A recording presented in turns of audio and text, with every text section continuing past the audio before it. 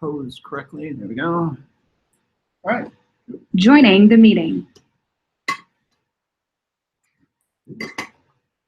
So hello, hello, hello. We're going to do fun things today. All right. So first of all, a little the screaming machine off on the side here. So the souls of artists have left digital things.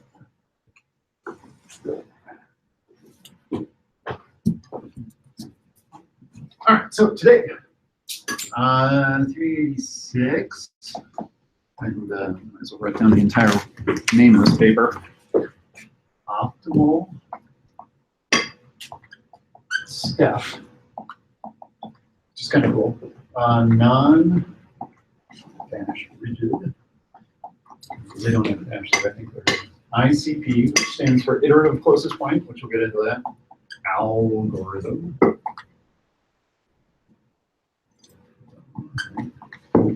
Or surface. Registration.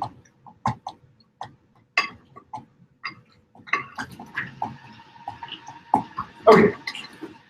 But as a sort of aside, this week has been a discovery. Over the weekend, I thought, you know, this would be a good time to talk about material point methods. And I started looking at the material point method.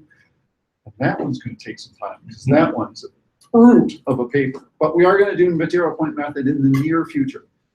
There's a really good SIGGRAPH course last year on material point methods. There's this Disney paper that Joey Tran wrote about doing snow and frozen. It's a really cool concept.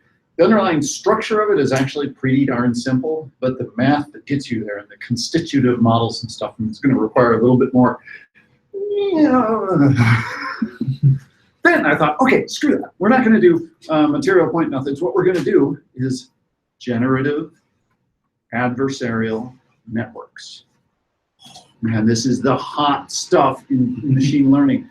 Generative adversarial networks. And I got so excited. I stayed up way too late last night reading papers on generative adversarial networks. And then I realized at the last moment, no, I'm not ready to do generative adversarial networks.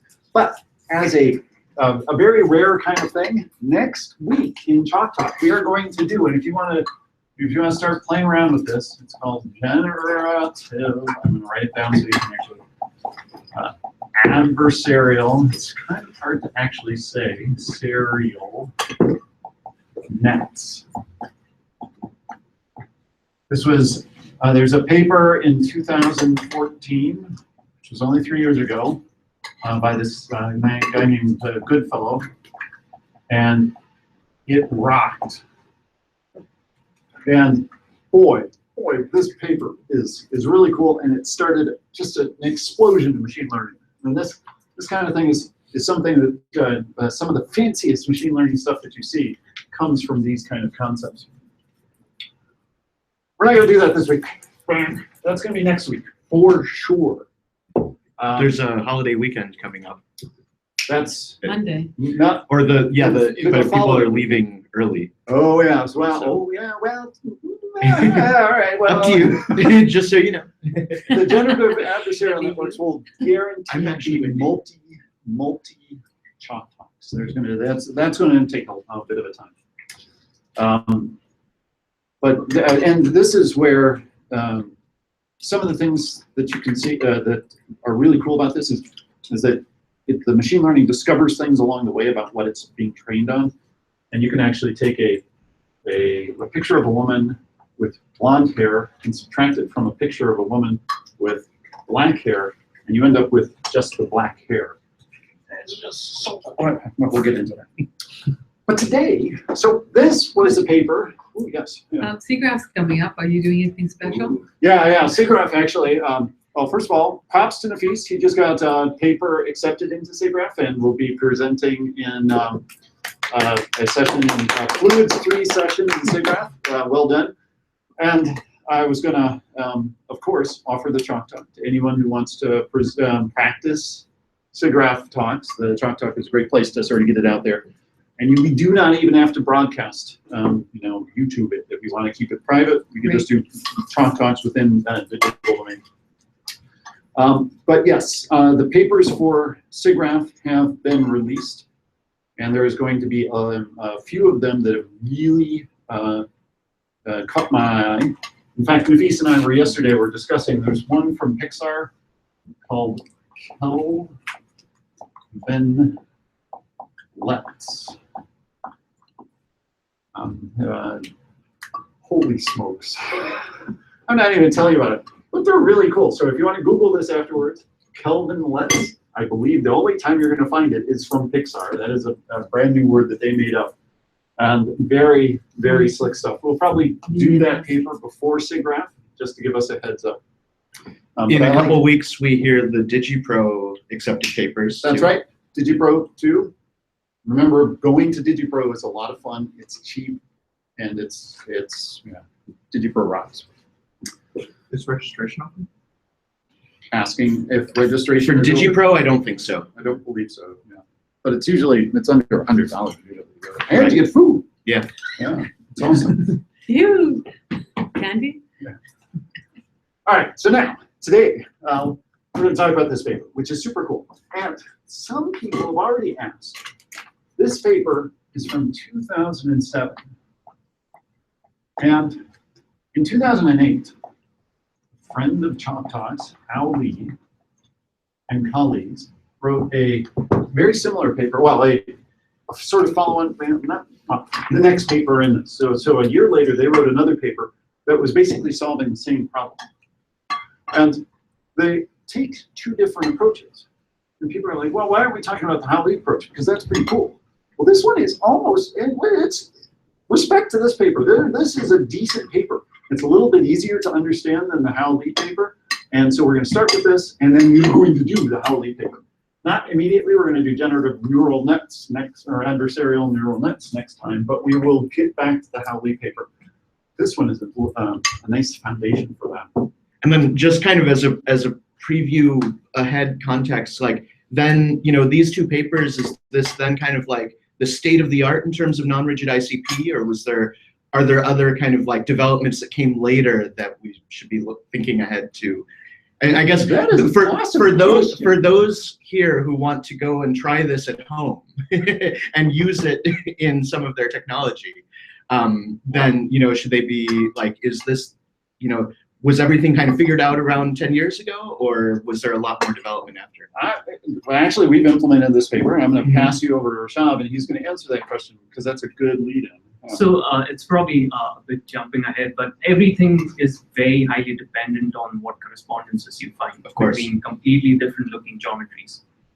The progress that has been made is in trying to figure out those correspondences. These methods are entirely geometry-based correspondence finding schemes. And there are other machine learning-based methods that have come up, or just basic other optimal transport geometry kind of techniques which have come up, which are also pretty good for producing reasonable correspondences. And in cases better than these. So if we sort of marry these two potentials together, then we have something which could be state-of-the-art. Awesome. And another, so I'm going to props to this paper. There's a couple of neat things in there. First, they spend a little bit of time proving that this thing actually converges, which is nice to see on paper. They actually have a nice little proof. But optimal step thing, they actually mean the word optimal. And then also this paper is just a lovely way to get into this whole concept, because this paper does, well, you're going to see it. It really nicely walks you through the linear algebra that's involved in this. So hold on your hats. We're going to start manipulating some matrices. But after this, you're going to go, oh, wait, I could do this in Python in, I don't know, 50 lines or so with NumPy. It isn't, well, there's some nearest neighbor kind of stuff, but there's all that. So first of all, what's the problem? Now, let's start at the very beginning. ICP stands for iterative closest point. And this is, speaking of latest technology, this is old algorithm. This is an algorithm from the 1980s or so, or something like that. It was, it's a computer vision algorithm, and it basically poses the problem.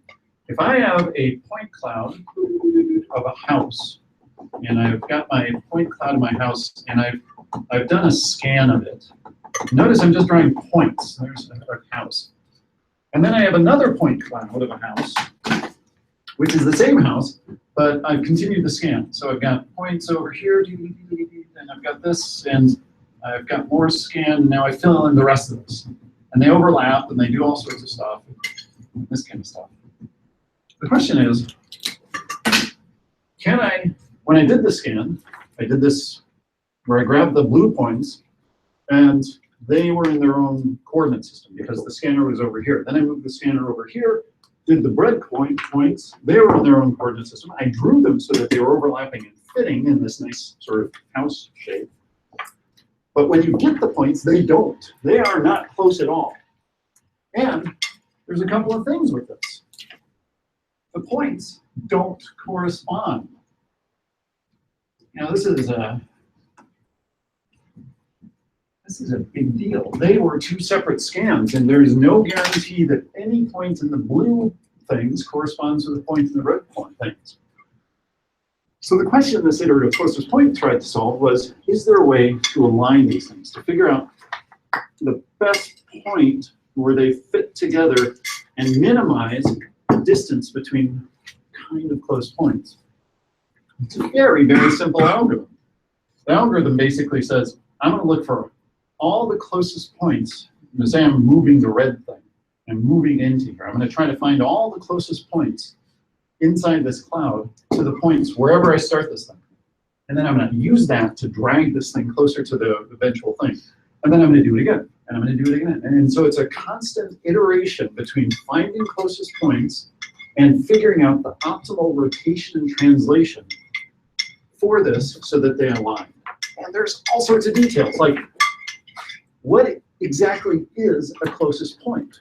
Like if I've got a point here that has no match over there, do I want to find a closest point? And so there's all sorts of little metrics about how you control the iterative closest point and actually decide whether or not a point here actually has a closest point in the other scan. But at the core of it, it's just find closest points, figure out the best alignment, and then readjust the closest points, because every time you get closer and closer, these point correspondences are going to change. And it works. It actually works. This thing is people have done sort of theses on how this provably works, and it's neat, but it's rigid. So the problem we have, and it's great, we've been talking a lot about faces, so we're going to do the exact same thing.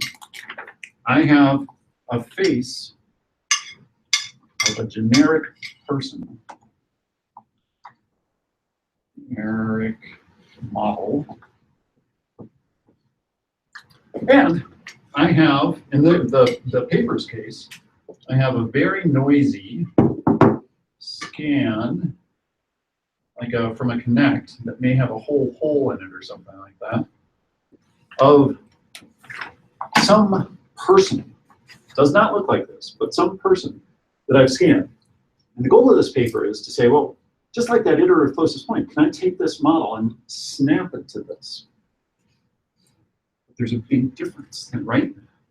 When we were doing iterative closest points, we had a house. The house doesn't change from one view to the other. It's a rigid transformation, whether you're rotating it or translating it, maybe even scaling it, but you're just rigidly transforming. Here, the shape of the faces don't match. The expression of this guy might be different than this. We need to figure out some way, figuring out the best way to move this so it maps onto this, and it sort of uses the features that are there to sort of snap it into place, right? If you were to do this by hand, what would you do? You take the generic face and you slide it over here, or vice versa. You can do it either way, but take the generic face and you put it there, and you'd start saying, well, okay, I've got eyes here, nose here, and I'm going to move it. And then you're going to start, you wouldn't start deforming it over here because you can't even tell. You want to get it close first, then maybe you'd scale it a little bit, then you'd start moving the nose around and the eyes around and the little lips. So there'd be this very iterative kind of way of aligning these things. The cool thing about this, though, is once you have this and it actually works, then you could have scan after scan after scan that you could map back to a generic model. So that if I knew that I've got a character and the nose aligned up here, I can always figure out where the nose is on the person that I'm looking at. I can always figure out where the eyes were on the person that I'm looking at. You can do a lot of cool stuff with this. Hell, even if this is animated from one frame to the next, and this works robustly enough, if I did this on every frame, I could produce a consistent mesh as this guy animates. There's a lot of uses for something like this. But the key thing that this thing adds to the iterative closest point is non-rigid. Right? So that's the problem we're going to try to solve. All right? So now we do it. In this paper, like I said, really easy. And this, by the way, is not the only paper. There's lots of papers. The previous work section in here is actually fairly large. But this paper and then the Howley's paper on it came out and were accepted as some of the better results of this. So first of all, we're going to define some terms. We need to have some terms. All right, so step one, what are we dealing with? We have, and we're going to stick with faces because they're easy to draw and they have features. So we have a face, which is our template.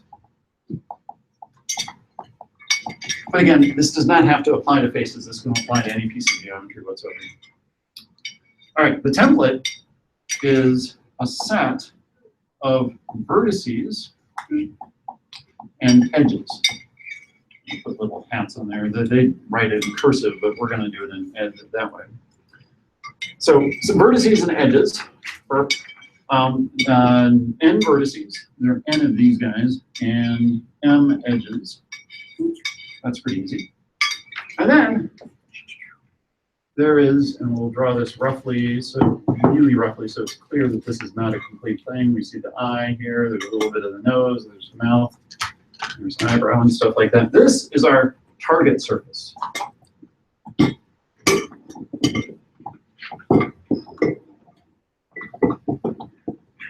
right. And the same deal. We've got, we're going to call this one T. I'll put little hats on there because it, again, is cursive. And it has vertices and edges as well, but we really don't even care about what T looks like. T, actually, they're very generic about how you represent T. T could just be points. It could be points. It could be triangles and a mesh. There could be holes in here. T is, this is neat, this is not neat. They're not assuming anything about this. This could even be an implicit surface if you wanted to get a, you know, some sort of odd implicit surface. All right. And what we're looking for is this elusive thing called X. It's going to hand over it because it's a great big vector. Well, it's actually a matrix. Registration means finding a parameters X describing a set of displaced source vertices. So X is this thing that's going to displace this big list of vertices. And I actually write it like this. There's a B with parentheses X. Yeah. These are vertices that you got here displaced by this thing. And this is not a 3x3 matrix. This is a big ass thing, right? This is a thing that's displacing every single one of these vertices in this mesh in a different way, because this is a non-rigid alignment algorithm. So this thing is bending the crap out of this template in order to make it fit our target surface. Right? So far, not too bad. And we're going to look at this and go, well, what exactly does X look like? This is going to be weird. Well, it's not going to be weird. It's going to be actually easy. X turns out to look like this. X looks like a great big vector of matrices. So there's X1, X2, all the way down to Xn, where n is this n. There's one X sub something per vertex. And each one of these bad boys, x sub I, is equal to a, drawn out, 1, 2, 3, a 3 by 4 matrix. 3 rows, 4 column matrix. 3 rows, 4 columns. It sounds like something I've heard of before. In fact, you can think of this as an affine transformation, where this part, and I'm going to put it in quotes, is the rotation part of the matrix. And this part is the translation part of the matrix. I'm not going to put that in quotes because that really is the translation part of the matrix. And so we're going to represent our vertices as a 4-element vector, x sub I, because the vertices, and that's a lowercase x, this vertex corresponds to this transform, y sub I, z sub I, and 1. So this is an homogeneous coordinates. And so right off the bat, we're in basic computer graphics 101. If I want to know how this vertex ends up in transformed deformed space, I just multiply it through by this thing. This part of the matrix rotates, and this part of the matrix translates it. And there's going to be a whole stack of this. So you can see now that this is not just a vector of numbers, it's a vector of 3 by 4 matrices. So this thing, let's actually do the math. This thing is 3 times n tall by 4 wide, right? That's pretty easy. Now you look at that and you go, whoa, wait, we don't know this. This is what we're trying to find, right? If we had this is a magic thing that'll take our template, we multiply each of this by all the vertices in this thing, and it will deform it so it sits there. There are a lot of numbers in here. There's n vertices here. There's 3 of these. So we're going to have to find that. How do you do that? Welcome to the people. All right. So, if you've been watching Chalk Talks for the last 10 years, then you're going to know what I'm going to do next. I'm going to write down some energy terms. This is all about minimizing the energy difference. So think about what we've got. We've got our template, and we've got our weird-ass shape. And we're going to build up some stuff that measures the energy that's inherent in the system. Like if these two guys are far apart, the energy is going to go up. It's going to be, as I get closer and closer and closer to this, there's going to be some term in here that basically makes this thing feel less energetic, feel more content when the face is actually closer to this. But there's also going to be some more energies. There's going to be energies like, well, how much do I bend this? Am I allowed to bend the face a lot? Well, if we allow it's actually interesting. The paper says this is a very weird problem in that if you allow this math to do anything it wants, what it will do is take this face and drive it towards a single point on this mesh. And it'll basically take the face and scrunch it to one point. That is actually a very happy solution for this thing. We do not want that. We want something where we say, no, we want you to get close to this, but we don't want you to bend too much. And bending this face a lot or scrunching it down to one point is going to increase the energy a lot. We're really deforming the object. So we want to make the bending a penalty. The more you bend it, the more energy you're expending. And then there's going to be some energies to give this little algorithm a help. We're going to say, at the very beginning, what if we mark out the corners of the eyes and the corner of the mouth and actually indicate those things? And they may not all be here. There may not be an eye corner there, or maybe both mouths are there. We're going to actually build up correspondence and say this point goes there, this point goes there, this point goes there, and so on. We're going to build up correspondences that say, you know what, to give you a little bit of help to get this going, we're going to say that this goes there. So there's going to be energy that wants to pull those correspondences towards that. And the closer these correspondences get to that, the less that energy is. farther away they are, the higher the energy goes up. So let's do that. Let's just write that down. There's an energy of our system of X, the hadron, and that's this big thing. We're doing this for the entire system, is equal to the energy of D of X. We're going to define all of these in just a moment, plus alpha. And there's at least four different constants in this thing, which you need to have in order to balance this all off. And these constants, be aware of these constants. These constants are set, and they mention this in the end of the paper. They're set depending on the kind of model you have. So these constants are set them to 1 and just leave it there. No, they are actually constants that you need to watch out for. ES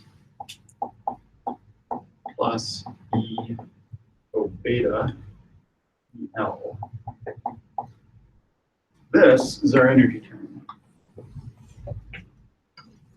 And it's going to get a little complicated in a moment, but like I said, this paper is lovely in that it takes the complication and just builds this matrix that we can solve. So first of all, this one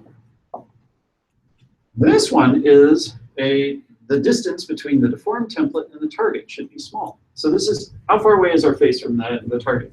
And it's actually easy to write down. E sub D, for the sort of the distance we're away, is equal to the sum of, well, what are we doing? All the vertices in our big list of vertices. V sub I is each vertex in our big list of vertices. And then here's another constant, Wi. When I first saw this, I was a little thrown off.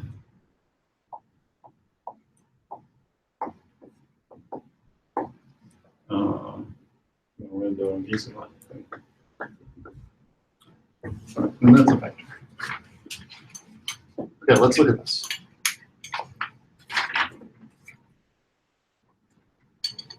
T is the source. The X or the V is the vertices in our template, and this is the generic face that we're going to be snapping onto the thing that we've scanned. So this is the thing that we've scanned, and the paper and I were very cagesy about this. We said, you know, what is this? This is points. This is implicit surface. This is triangles. We don't exactly know what they are. So they've been a little generic about how you measure the distance between a point on the generic face. Remember, V sub I is just a point on our generic face over here. That's a V sub I. And then you've got our scan template over here where there's some eyes and a mouth over here. And this thing is basically saying, I want to figure out a correspondence between here. Like maybe the closest point between my face and the mesh, and it would be right there. And I want to know the distance to that. And so given the T could be points, it could be anything, it could be whatever, they've been very lax about what you do in here. And they're saying that this is the thing that you have to figure out. It's a distance to the closest point on whatever you scan, whatever representation you're scanning.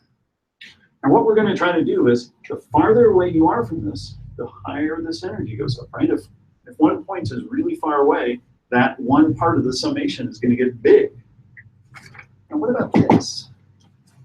Well, initially, they use this as whether or not we actually have a correspondence. And this was actually pretty cool. So let's draw this in 2D, actually. Let's say I have a object looks like this. We're just a generic object. I've scanned something that looks like this. Okay. And I've got points on my generic object. Here are my points on my generic object. And I'm going to get my little window up here. The very first thing I'm going to do is try to figure out, well, what is the closest point from where I think my generic object is to the scanned object? What is it? This one's actually pretty easy, and it might be like right there. I'm gonna draw this a little weird. And this one might be there. It all depends. This one might be there, and this one might be there. This one might be there. This one's obviously there. There, there, maybe there, there. All right. Closest points and everything. So that now all of a sudden you've got a kind of idea of how to compute the distance between these two guys. And this extends to 3D or 2D. But they said, that thing right there, there's a hole here in my object. I actually drew that because this is a noisy object. And they had a very cool idea. They said, you know, if you map to the edge of an object, if the closest point that you find is actually on the edge of the object, we do not trust you. We think something's probably gone. So that is what WI is about. If WI isn't, if that point maps to something that is not very trustworthy, we're going to set that sucker to 0. So don't trust. WI goes to 0, takes that thing off the equation. If we do trust it, otherwise, WI set to 1. Pretty easy. But then you can use WI to be even fancier. You can start using WI to say, how confident am I in this point? If we look at this, you might want to make sure that the normal from the surface of my object, or the template object, matches the normal of this thing. And if the normal doesn't match, then I'm going to be like a little less sure that I've actually found a good match between these things. So you can actually scale WI between 0 and 1 to sort of influence how much we actually trust the thing. And you could introduce some other measures, like let's say that you were doing something with local curvature or something like that, and saying like, oh yeah, that looks similar. And in fact, in the final conclusion of this paper, which is always excellent to read, the algorithm can be expanded to naturally incorporate additional constraints and additional weights. And there's this one paper that followed on to this paper, proposed to search for the nearest compatible point, taking into account distance and normal direction. And then there were other papers that followed along that extended this even further. So yeah, this little thing there is their sort of nod to say, hey, maybe we could make this a little bit more intelligent and not just go snap to the closest point, but watch if there's holes, watch if you're on the boundaries, we don't trust you, only snap to the parts of the thing that actually look like you have a face. I think just to quickly mention, ILM just published something along the lines of using local curvature. Seriously? Yeah, matching stuff. So yeah, what do you know about this?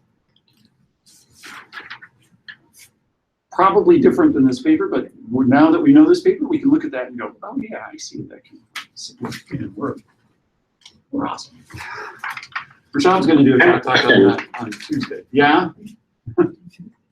So these mappings, they're not necessarily one-to-one, like there could be a surjective mapping, right? Yes, absolutely. They talk about that in the paper too. But I don't think they care at this point, right? And we'll see why in just a moment. So hold off on that. That's a good comment, but we're going to get to how this all works. Yeah, we're going fast. Okay. All right. So we're done with that. Well, not kind of. We're going to put that off to the side. We're going to leave this up there, though. Okay, that's distance. Then there's the bending constraint. They call it S. Stiffness. Ah, right. That's why they call it S. This one isn't all that hard either. So you have to look at the summation.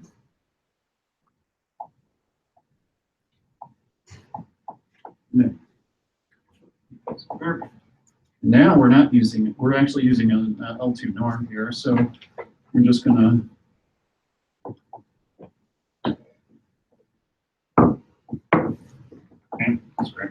actually not L2 norm, Frobenius norm.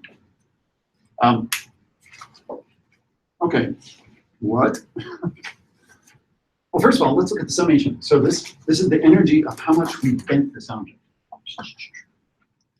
And you can kind of see what it's going to be doing. It's going to be looking at, well, what are you doing here? First of all, we're summing over all the edges in our generic face, our template that we're moving over here.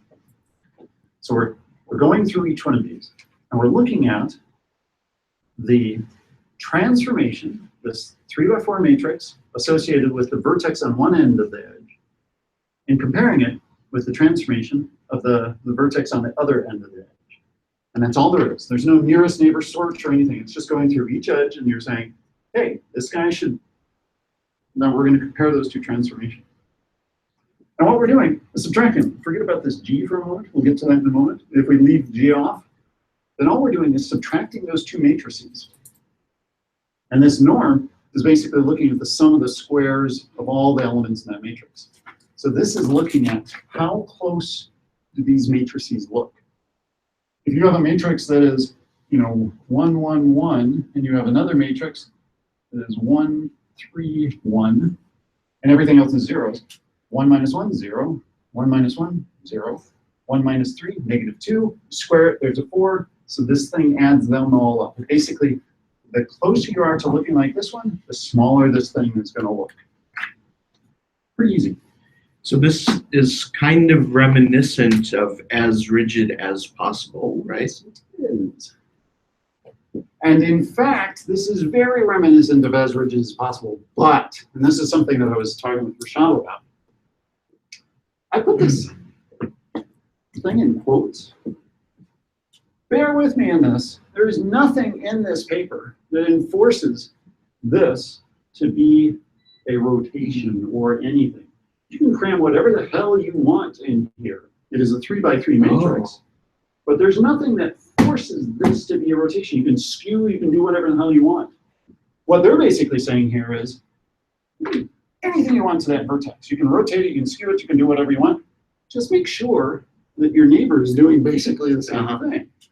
So there's some rigid, but not quite rigid, which gives this thing a little bit of freedom to solve for. And in fact, they talk about this. The fact that they have these 12 entries in this matrix gives them a little bit of, makes the thing a little bit better conditioned in some cases. All right, now the G. The G is, when we initialize these matrices are going to have translation over here and actually 1, 1, 1. It's going to be a rotation matrix at the very beginning because you don't have any transformations. And they said, there's a big problem with this because initially this is going to start out where these guys are all around 1. But what if I'm working in a poorly set up visual effects shop where this face is at 10,000 and this face is actually at 20,000. So the first translation that I need to do is 10,000 units across. Well, this translation will completely dilute this part. And I said, that is bad news. We don't want that. So what we want to do is take this and multiply it by G, which is actually pretty damn simple. It's just a make sure I'm doing this right. G is diagonal. It's a 4x4 matrix. Yeah. 1, 1, 1, gamma. And this gamma is a scaling factor that only gets applied to this translation part of this thing to scale it down into this. Now the paper says, because of their scanners and the stuff that they were testing on, if this thing fits within like a -1 to +1 scale, then you can leave gamma at 1 because the rotations and the size of your object are about the same. But if you want to, you can either scale your object down and keep it in there and keep gamma at 1, or you can use gamma to sort of scale up your to tamp down the translation part of your calculations. Up to you. So G is actually pretty simple. It's just a little balancing thing. It balances the translational part with the rotation and quotation marks part. Can you eliminate that part if you just did a rigid alignment first and then do non-rigid from that? I believe you could. Yeah, I think you could totally get rid of that. I think maybe. Well, I'll follow up on that. I think so. If you're going through the trouble of making landmark correspondences, like you're done. Wow. The Nafis brings up an extra point. So watch out. Are we done? So that's the last one. Because keep an eye on what this one is. So EL is our landmarks, right? X equal to, and this is dead nut simple. It is the sum of our vertices that have landmarks. There's a set of vertices that have been put onto this, and they call it L. There's a set of vertices like this. And then we just transform the vertex minus L. I think they're left off an index there, but that's exactly it. So that is a very poorly written summation sign. And so what we're doing is for each vertex that has a landmark, we're building a correspondence. So this is vertex I, and this is L for that vertex I. And what we want is, and it's very similar to this, right? We want the transformed V based on X to be as close as possible to the vertex that we've dropped on here. But, and this is the interesting part, they put a beta here, and Rashab and I have been arguing about this a little bit.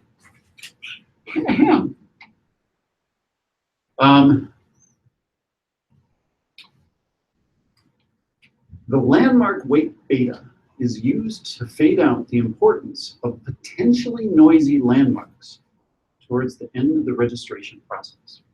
And I think that one little sub-sentence is key to this, and that the landmarks that they're using are there to get that initial registration going, but they don't trust them, right? They are like, this stuff, especially things from Connect or whatever, are pretty noisy. And so you're asking the user to basically say, this is the corner of the mouth here, this is the corner of the mouth here, but once I get close enough, I'm going to stop using those landmarks. I want to fade that thing out, and I'm going to use just the registration and the deformation that I get from this bending thing in order to fit this thing, make that final last push. And so at the end of this vertex and this landmark may not sit on top of each other, right? Because they are saying potentially noisy landmarks, they don't even want to trust them. Well, it could also be, I mean, it could be noisy data, but it could also be like, oh, I did this in a hurry, right? Exactly. Yeah, you're trusting a Or user. non-existent. Right, Right. yeah, like, oh, I forgot to label that. You Well, know. or part of what you're matching to is non-existent. Exactly. Right. Yeah. So getting back to your question with the gamma and stuff like that, how much are they willing to trust all this stuff, or how much are they willing to trust the landmarks? I think this is part of sort of potential thing. It's only weighted by a scalar. There's no. Yeah, just a single scalar for all landmarks. So some landmarks can't be trusted more than other Yeah, I landmarks. know. I think, quite frankly, you can probably modify that, because if you left beta high throughout this entire thing, you're basically snapping that point to that vertex to that point, which could be useful. Although it might introduce some smoothness problems, as we discovered. All right, 15 minutes, we got this. All right, so how do we do this? Also, just to Yeah, keep talking. answer this question for subjectivity, where we have many to one or one to many mapping or many to one, that's taken care of by the stiffness term. So it implicitly is constraining those points to stay far apart and not just go and snap to one single point. Yeah. So Initially, you could have a whole bunch, but as you get closer and closer, you're going to want to. So the entire process of deformation is starting very rigidly because of that high stiffness, and that's what keeps, even if we have wrong correspondences, the mesh won't collapse into just one point, but would try and maintain the stiffness through that energy term. All right, so to illustrate what he's talking about, we need to talk about how this actually works. So these are the energy terms, and we want to make them as small as possible. Now the algorithm. Remember, the algorithm for iterative closest points is not all that complicated, neither is this one. What we're going to do is, step one, init x sub 0. So initially, that's pretty easy. We're going to create our x's, which are just diagonals in the rotation part and zeros in there. We're going to basically set this there. Although you could actually take this head and sort of manually put it closer to make me help this thing a little bit. And then 2, 4 each. And this is a cool part for loop here. Stiffness. Alpha sub I in, do a little Python here, alpha 1 through alpha n. And they use n here, which is unfortunate. This should be like p, because that is not the number of vertices. This is, in their paper, 100. So they're expecting to do 100 iterations. And AI is greater than, or alpha I is greater than alpha I plus 1. So these are monotonically decreasing value, or increasing, or decreasing, sorry. Increasing. AI is, no, they're decreasing, right? So AI, this is a big number, that's a very, very small number. Which makes sense. All right, why does that make sense? What are we going to be doing? So if A is big, remember we want to make this energy small. So if A is big, then this term dominates it. So any little bending that you're going to do is going to get multiplied, magnified by this term. So say right off the bat, all our x's aren't going to bend at all, right? Every x is going to be exactly the same. But if I start bending, if I think, you know, I could make this fit just a little bit if I do this, this thing is going to say, no, you don't. You move this thing, and I'm going to yell at you because we made this thing like huge. We made this a really big number. So the algorithm does not have the ability to bend the thing that much. Any little bend is going to penalize this energy. So in order to make this work, the only thing it can do is get these two meshes closer to each other and then get the landmarks closer to each other. Changing the bending is going to throw this thing way out of whack. But as we get closer and closer and closer and closer to a match, this alpha is going to get smaller and smaller and smaller and smaller. And that means anything that we do here isn't going to affect, you know, now we have the ability to bend this thing. We can actually change the energy a little bit, and that will be cool. All right? So that's the whole concept of this thing. We're going to start off stiff and then get floppy as we get closer. Then we're going to do another thing until there's another loop. X j minus x j minus 1 less than some epsilon. Find correspondences. And then figure out xj. And this is basically the closest point algorithm. You're basically looking for, given where I am, I'm going to find the closest points to my vertices on the target mesh. And then I'm going to compute this xi, or this xj, and notice that it's a superscript. It's not a lowercase thing. So this isn't per vertex. This is per time step. That minimizes this thing. So we can do this. It'll be fun. Now, how do we do it? I want to erase those. Well, I'm going to erase this equation. We'll do this over here.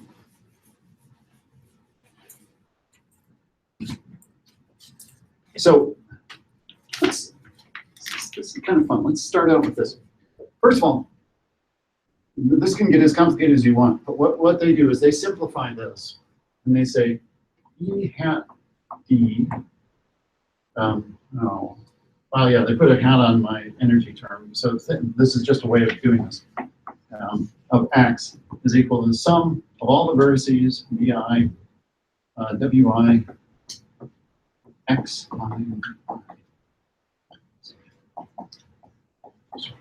Okay. So they take this term and they say, first of all, our meshes come with triangles because we're getting this from connect. So we're going to assume that this is just the closest point from a vertex on the template to our triangular mesh that we just scanned. So once we do that, we can use our standard everyday distance measure of point-to-point measure. We're basically going to say, where is B when it's transformed, and how far away is it from a point on this mesh that we found? So U sub I is the closest point on this mesh, U sub I, given the current position of our overall template as it slides over here. All right. Now, they wrote this down and they said, all right, what does this equation look like if this was all math? There's a neat little thing here. Let's take our W's, and instead of making this a sum, let's make this a great big matrix thing. So we're going to take this thing, we're going to put it inside this great big distance measure, and we're going to do W Kronig curved product of I sub 3. We'll explain all this in just a moment because it's actually fun. Xi, or 1, x2, all the way down to xn. Bi, all the way down to bn, minus, we'll make it ui, all the way down to un. And then assume you can see a couple of bars and there's a circle. We got a little compressed at the end. So, linear algebra, right at the beginning, this is a sum, right? And what we're going to try to do is represent this sum as just a matrix multiply, vertex matrix multiply. So we're going to take our vertices and stretch them out and put them all in here. This is the V vector vertices. And then we're going to take all our x's and actually make a matrix out of that. So when I multiply this times this, I basically get that, right? So bi times this is going to give us the right thing. b2 times the x2 will give us the right thing. This will just write down the way. Then there's minus ui. Well, that's just all these guys there. So that works out great. And then this, what's that? Well, this is a tensor kind of multiply. And it basically is this. If I have a matrix that looks like 2, 3, 4, zeros everywhere because I don't want to write them, times the identity matrix, 1, 1, 1, zeros everywhere. What I get out of there is a 2, 2, 2, 3, 3, 3, 4, 4, 4. I get matrices. I basically take this thing and plop it on top of there. I also get zeros all over the place. This becomes this great big matrix. And normally, you can't multiply a matrix like this because the sizes, well, in this case, the sizes just match, but the sizes don't match. But here, you're just basically stamping this identity matrix at each location, which is basically what they want. You want this WI to be multiplied times this, and this is their way of doing it. Very clever, very, very kind of linear algebra kind of thing. It builds this thing. Okay, that's great. But, and this is the fun part, what they actually want is not that. We're looking for our old buddy, AX equals B. We want to find a matrix that looks like that. And if you look at this, darn it, this isn't right. The X is our unknown. We're going to solve for X. We know B, we know A, we want to solve for X. And we have all sorts of ways of doing it. But this isn't right. Our X's, the things we don't know, are kind of where A is, right? And B, those are the things we do know, and that's where X is. And then there's a B over here. You could switch that on the other side of the equal sign. The B is funky. That's fine. That's all good. But that's wrong. I say, well, wait a second. You can do this. You can actually do a little hunky-dory kind of fun things, and you can create this matrix called D, which is equal to a whole bunch of, you take the B, transform, B, transform, all the way down to Bn, transform. And just like we sort of stack these X's in this, we're going to switch it over. Just do a little sleight of hand with these matrices. And so you can actually write this where this becomes ED, we'll do a little shorthand as well, equals big thing, W, where W is this, times D, where D is now these guys translated, times X, where X is now these guys. We flop the two. We can actually switch these two because it's all right in this case because it's all diagonal matrices, minus U.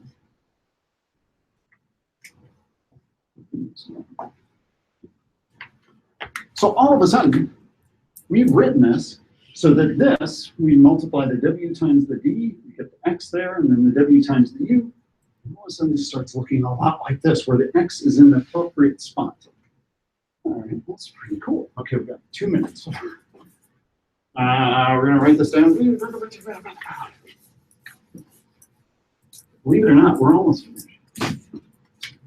So it turns out that the stiffness term works the same way. And I just erased it, but you've memorized it.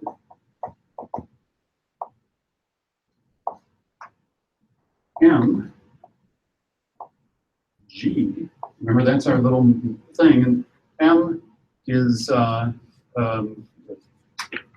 little bit more complicated. This is based on edges. And I read the paper if you want to, but basically it's a matrix that's mostly zeros, except when you've got the I and the J or the J and the I entry into it, there's a negative one or a positive one into it. Read the paper for cool stuff. Times X minus 0 squared.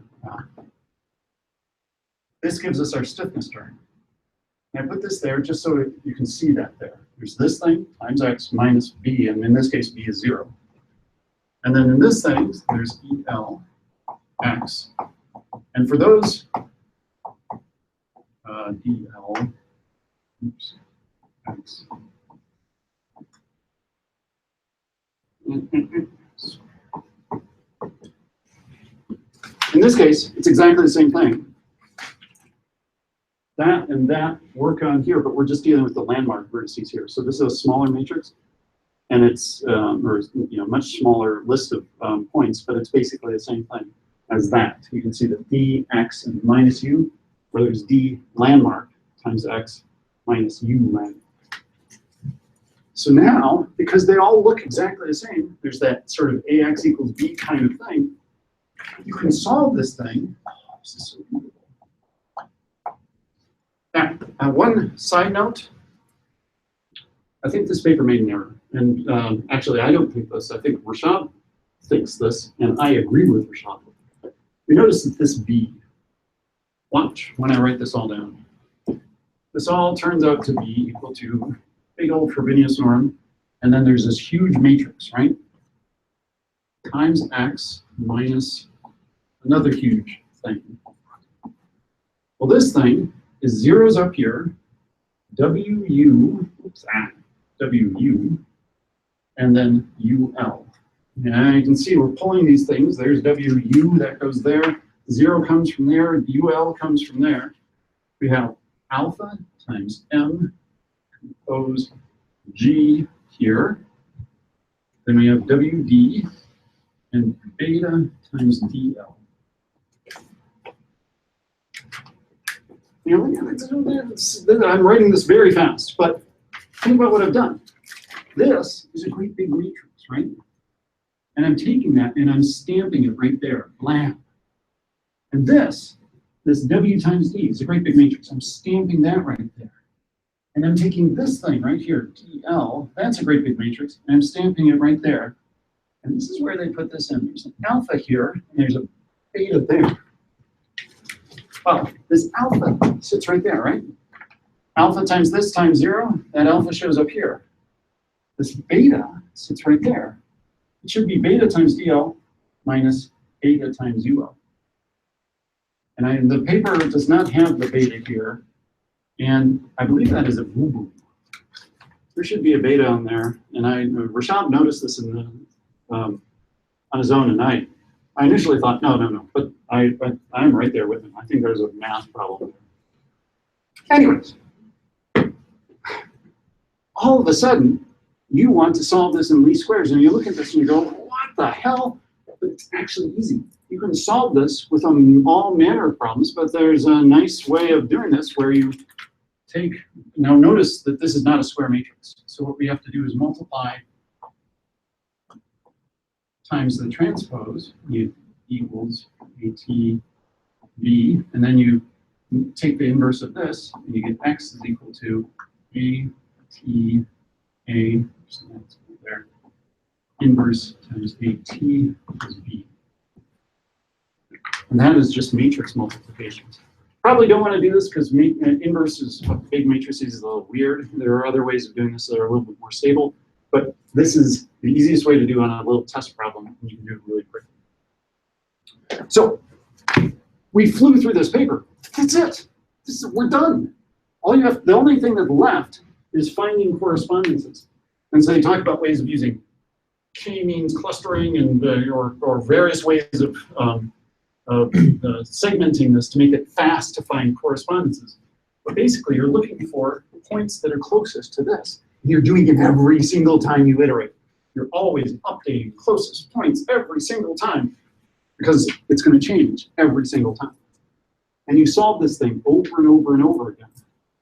I don't think this is necessarily fast. It certainly isn't real time because lots of these things are going to change each time. But it isn't too bad. So this is the key takeaway. And this is the really neat kind of thing where it's an optimal step. This is a linear problem. This is not a nonlinear problem, even though this is an overall linear problem. And this is a relatively stable way of solving this. And that's where the optimal step aspect of this comes into play. Each time you solve this, you're going to get a little closer and closer. You bend your object more and more and more and more as you get closer and closer, and you feel more confident. These values are set dependent on the object. And so they cover their asses in this paper. The values that they start off, and they never let alpha get too small. They say letting alpha get close to 0 will really screw up your day. You want to make sure that the alphas are set. And they wave their hands a lot about what the alphas are. And this number, how many alphas? 100 alphas? That's kind of weird. But remember, this is kind of a weird problem because you can bend it and you could immediately get there. But you want to rigidly go there and then only start bending when you're close enough that you trust the bending. That is a great whiteboard to end on. That's an explosion of math. But hopefully, you look at this and you go, well, this isn't all that bad, right? All these things, think about what's known. These guys are specified by the user. This is computed by closest point algorithm, which you can write. The W's and the B's are easily made based on the weights. The DL, that's known. These guys are easy to compute. You know, that's just our vertices. Those are just all the vertices. This M is all based on edges, and you just look at the paper and how they put that together. That's stupid. That's just ones and a gamma. So all these things are easy to put together. This matrix is relatively easy to create. This, well, you do have to update everything each time, right? Because the things are going to be moving around. So all this stuff has to be rebuilt every single iteration. There isn't any real optimization. Well, the sparsity structure never changes though, so that really helps a lot. Oh yeah, like M never has to be revolved. Yeah. That's always the same. And then this is just a diagonal matrix. So that's just fill it in, right? So the way to speed it up would be just to analyze the sparsity structure at first, and then just keep updating the values in there. Mm-hmm. And solving the system then only has 2 steps to do the factorization and just the solve. Yeah. And they talk about this paper with other things, but basically this is it. And they spend a little bit of time about well-posedness in here, the proof aspect of it. And they don't even give times on how long this takes, which is probably smart on their part. Yeah, that's about it. See, that's a paper you can do in almost an hour. Makes sense. And by the way, this sucker works. We have an implementation of this. This actually is a solid algorithm. It actually works. There are some questions about how the landmarks and all work, but this sucker is respect. And even in Howley's follow-on paper, he compares his results to this paper, and they are quantitatively close. Howley argues that his results are better, and I think I agree with Howley, but they aren't so far off that it's that crazy. In terms of like performance speed of this versus Howley's, Ooh, do you guys have both implemented? Like, have you been able to set them, competing against each other? Right. Howley's stuff would be faster. The solver is a lot more difficult than this one. Yeah. And there's nonlinear aspects. Non-linear aspects, right? Okay. But the method that Howley uses has a sparse coarse mesh on top of the mesh that we are deforming. So you have less points to deform instead of this one in comparison to this one. So it's a bit faster in terms of running the iterations over and over. Could you, with this one, could you start with saying, hey, I'm actually going to start like with a sparser version of the template, or kind of like say I'm going to just start at a lower resolution and then I'm close, right? And then increase. That sounds dangerous, because you're actually relying, or does it? That's a good strategy. There are a lot of similar algorithms that do exactly that. Is seeded like in a multi res way. But okay. I totally see where you're coming from, but by going multi-res, couldn't you smooth out some features that you're using to sort of lock in on this? You got to be. I would imagine you need. Yeah, like for example, you mentioned about like making sure the normals match. Like as soon as you smooth it, like oh, now I don't have that local information anymore, right? Yeah, I think it's obviously I agree with Nafis, but yeah, you have to be careful. I think